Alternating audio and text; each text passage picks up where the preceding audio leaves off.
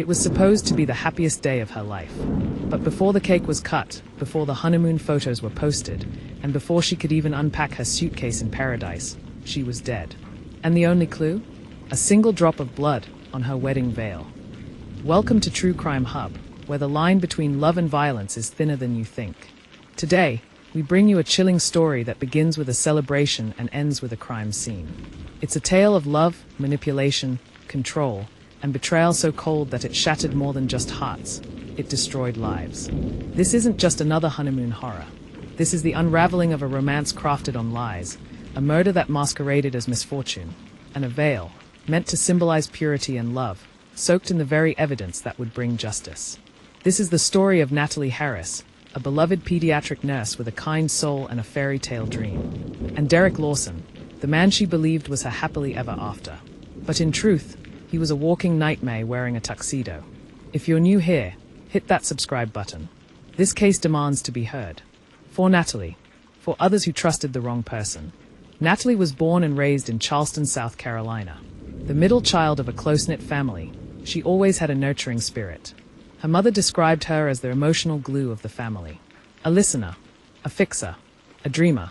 She had wanted to be a nurse since childhood. After earning her degree from Clemson, she began working at Charleston Children's Hospital. Parents loved her. Children clung to her. She had a softness that made people feel safe. Outside work, Natalie kept things simple. Wine nights with friends. Book clubs. Quiet Sundays with her dog, Hazel. She wasn't flashy. She didn't chase thrills. She chased connection. That's why when she met Derek, she thought she had found her missing piece. He was everything she thought she wanted. Charming, ambitious, attentive. He showed up with flowers at work. He wrote poems. Took her on surprise trips. This is what love feels like, she told her best friend, Jenna. But they were subtle signs, tiny cracks in the foundation of the fairy tale. Derek Lawson grew up in Greensboro, North Carolina. He had a different story. Raised by a single mother after his father's mysterious disappearance, Derek was known in school for his intelligence and his temper. He was charismatic but manipulative. Teachers said he had leadership potential. Classmates said he had a dark side. In college, he was accused of coercive behavior by a girlfriend but was never formally charged. He moved through relationships quickly, often leaving women devastated and isolated. After graduating, he became a corporate trainer. Slick, confident, persuasive. He met Natalie at a charity gala hosted by her hospital. He was a donor guest. Their first conversation lasted 3 hours. By the end of the week, they were inseparable. What Natalie didn't know was that Derek had been following her for months before they officially met. Through mutual friends.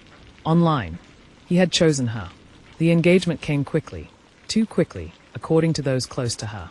6 months into their relationship, Derek proposed on a cliffside picnic in Asheville.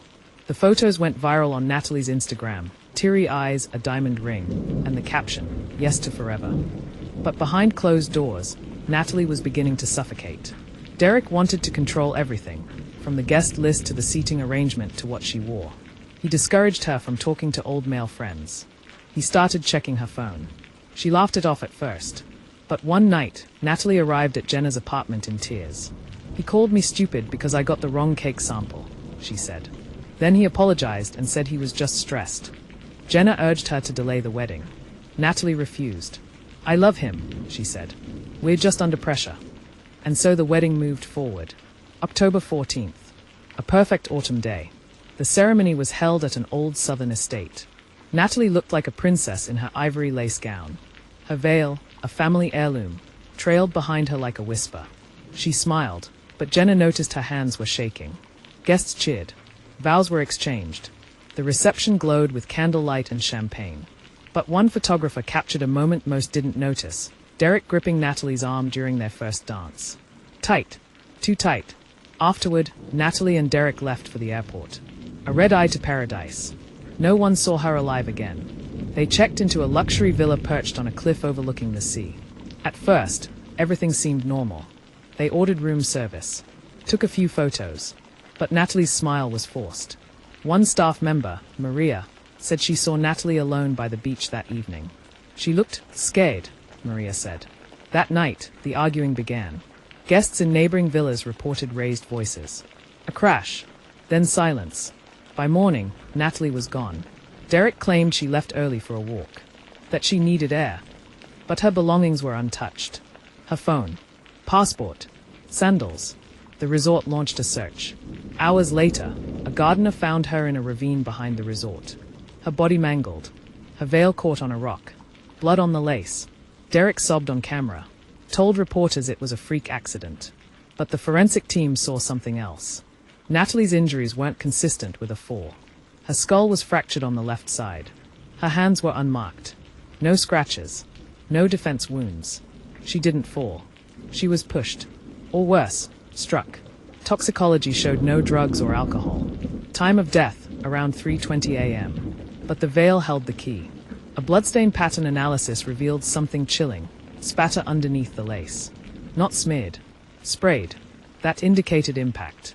A single blonde hair was recovered from the lace. Not Natalie's. Not Derek's. It belonged to Rachel Byrne, Derek's ex. Police went digging. Rachel Byrne disappeared in 2018 after breaking up with Derek. Her case went cold. No body. No signs of foul play. But she had filed a restraining order against him 2 months prior. In her diary, recovered by her sister, Rachel had written, "If anything happens to me, it's Derek." Now, with the veil evidence, investigators reopened Rachel's case. Meanwhile, Natalie's family was pushing for answers. They hired a private investigator who uncovered disturbing patterns. Every woman Derek dated had withdrawn socially. Some relocated. Some vanished. Derek was arrested at the airport trying to fly home. He claimed grief, confusion, but the mountain of evidence buried him. In court, his defense painted Natalie as unstable, emotional, reckless, but the prosecution painted a killer, methodical, manipulative, and dangerous. They showed the veil in court. The blood, the strand of hair, the bruises Natalie hid. Witness after witness described a man who charmed, isolated, then broke his partners. The jury deliberated for 5 hours. Guilty. First-degree murder. Natalie's parents started the Veil Project, a non-profit that educates young people about relationship red flags. They travel the country, host seminars, share her story. They've helped over 200 women leave dangerous relationships. The veil, now encased in glass, sits on their presentation table. A reminder, a warning. Love shouldn't hurt. Love shouldn't kill. If something about this story resonated with you, don't stay silent. Watch for the signs. Speaking head in silhouette, speak up. Stop sign leave when it's no longer safe. For Natalie. For Rachel. For every woman who thought they were just being paranoid. This is True Crime Hub. Subscribe, share, and keep the conversation going. Until next time, stay safe, stay aware, stay alive.